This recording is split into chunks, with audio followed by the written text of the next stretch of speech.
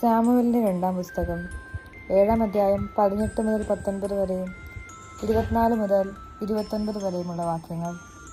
അപ്പോൾ ദാവീദ് രാജാവ് കൂടാരത്തിനകത്ത് ചെന്ന് കർത്താവിൻ്റെ സന്നിധിയിലിരുന്ന് പ്രാർത്ഥിച്ചു. ദൈവമായ കർത്താവെ, അങ്ങനെ ഇത്രത്തോളം ഉയർത്താൻ ഞാനും എൻ്റെ കുടുംബവും എന്താകുന്നു? ദൈവമായ കർത്താവെ, ഇത് അങ്ങേക്ക് എത്ര നിസ്സാരം!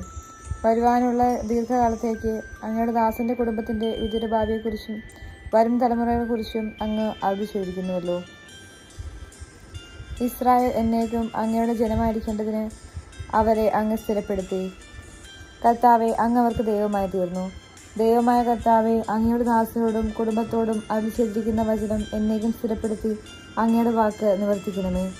അങ്ങയുടെ നാമം എന്നേക്കും മഹത്വപ്പെടട്ടെ. സർവശക്തനായ കർത്താവാണ് ഇസ്രായേലിന്റെ ദൈവമെന്ന് പ്രഘോഷിക്കപ്പെടട്ടെ.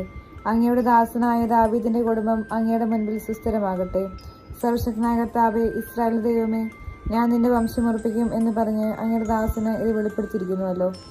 അതുകൊണ്ട് അങ്ങയോട് ഇങ്ങനെ പ്രാർത്ഥിക്കാൻ ഈ ദാസൻ ധൈര്യപ്പെട്ടിരിക്കുന്നു.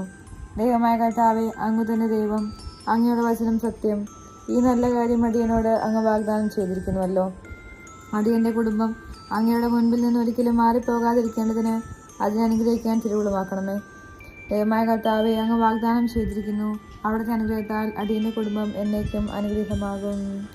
നമ്മുടെ കർത്താവായ മിശിഹായ്ക്ക് വിശുദ്ധ മർക്കോസ് ശ്ലീഹ എഴുതിയ സുവിശേഷം 4-ാം അധ്യായം 21 മുതൽ 25 വരെയുള്ള വാക്യങ്ങൾ. അവൻ അവരോട് പറഞ്ഞു, വിളക്ക് കൊണ്ടുവരുന്നത് പറയുടെ കീഴിലോ കട്ടിലിൻ്റെ അടിയിലോ വയ്ക്കാനാണോ? പീഠത്തിന്മേൽ വയ്ക്കാനല്ലേ?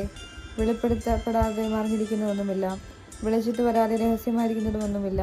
കേൾക്കാൻ ചെവിയുള്ളവൻ കേൾക്കട്ടെ.